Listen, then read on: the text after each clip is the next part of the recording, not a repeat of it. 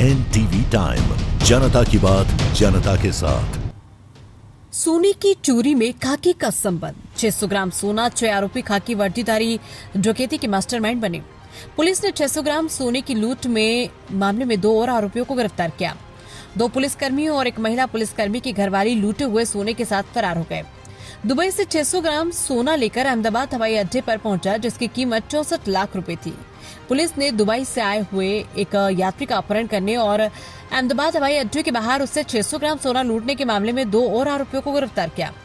अब तक इस सनसनीखेज मामले में डांग की एक महिला और एक पुलिसकर्मी को गिरफ्तार किया जा चुका है।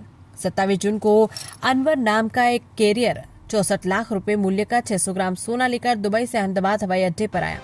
उसने आसानी से सोना लेकर हवाई अड्डे से निकलकर उसे उत्तर प्रदेश पहुंचाने के लिए हरीश और ओवेश नाम के 2 युवकों को सौंप दिया है। इसी दौरान एक महिला समेत एक गिरोह ने उसका पीछा किया, बोलेरो में सवार होकर खुद को पुलिसकर्मी बताया और तस्करी का सोना लूट लिया। इस मामले में हवाई अड्डे के पुलिस स्टेशन में शिकायत दर्ज कराई गई। इस मामले में अहमदाबाद क्राइम ब्रांच ने 2 हफ्ते पहले अमराई वाड़ी की पारुल मिस्त्री को गिरफ्तार कर हवाई अड्डे की पुलिस को सौंप दिया। आगे की जांच में डांग पुलिस के कृपराव देवैया और नटवरलाल भोजाभाई परमार, जिन्होंने लूट के लिए बोलेरो का इंतजाम किया था, को कर्नाटक पुलिस ने गिरफ्तार कर लिया। आरोपियों से पूछताछ में पता चला कि कंपनी में काम करने वाले महिपाल सिंह, दिलीप सिंह राठौड़ और मुकेश श्यामराव कुआर, साथ ही मुख्तार अहमद तलत, एक महिला पुलिस अधिकारी का पति, इस लूट के मामले की मुख्य साजिश करता है। पुलिस ने 7 दिन की रिमांड प्राप्त कर ली है। अहमदाबाद से चिराग सोनी की रिपोर्ट। एयरपोर्ट पुलिस द्वारा आरोपीઓને અટક કરવામાં આવી છે। શું ઘટના હતી? કેટલા આરોપીઓ હતા? શા કારણે?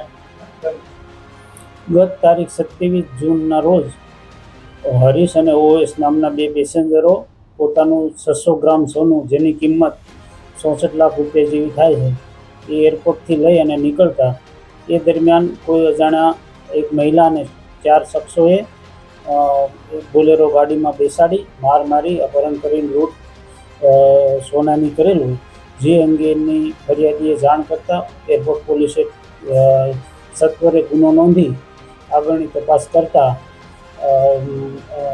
માનનીય મહેરબાન શ્રી પોલીસ કમિશનર અનુપસિંહ ગેહલોત સાહેબ, JCB સેક્ટર 2 સાહેબ જયપાલસિંહ રાઠોડ સાહેબ અને ઝોન 4 સાહેબ અતુલ બંસલ સાહેબની સૂચનાને આધારે અલગ અલગ 4 ટીમો બનાવેલ, જેમાં એક ટીમમાં PSI SM પટેલ સાહેબ, ઝોન 4 સ્ક્વોડ, એક ટીમમાં હું અને એક ટીમમાં PG ચાવડા સાહેબ, અમારા ડિસ્ટા PSIની ટીમો બનાવી અલગ અલગ રાજ્યોમાં આરોપીની તપાસ સર્વેલન્સના આધારે કરવામાં આવતા સૌપ્રથમ ટાંડા ઉત્તર પ્રદેશ, બાદ મધ્યપ્રદેશ, બાદ કર્ણાટક અને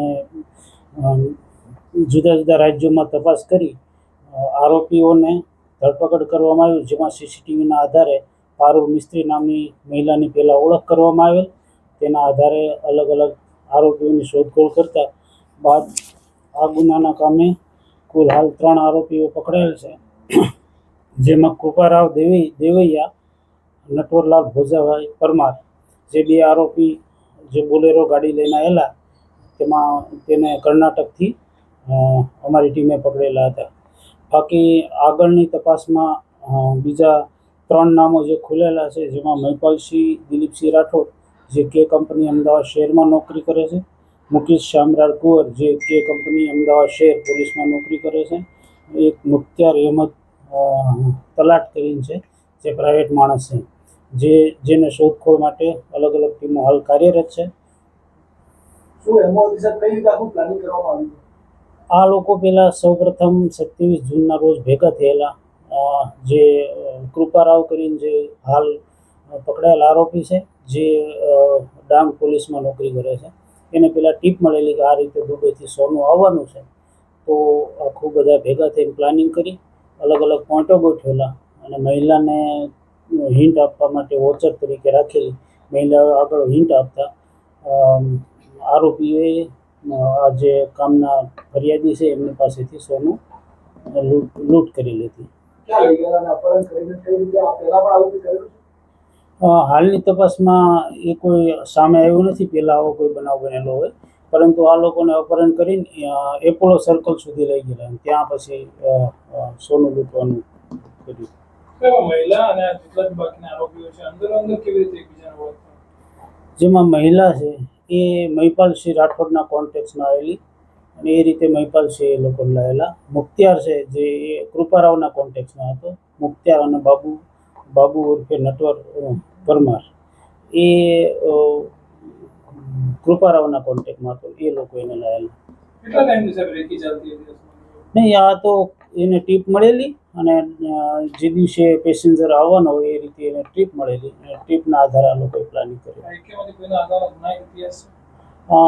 આમાંથી હાલમાં પકડાયેલા કૃપારાવ જોના બાબુ દેવૈયાનો એસીબીનો એક ગુનો છે, એક એક્સિડન્ટનો ગુનો છે. તો મહિલાનું બેકગ્રાઉન્ડ શું છે? આ કોણ? મહિલા એ કોઈ સામાજિક કાર્યકર છે, પોલીસના કોન્ટેક્ટમાં સતત રહેવાવાળી છે. ક્યાંની છે? ક્યાં રહે છે? એ હાલ અમરાઈવાડી રહે બેન, ચાલો ઠીક છે. છે. Thank you.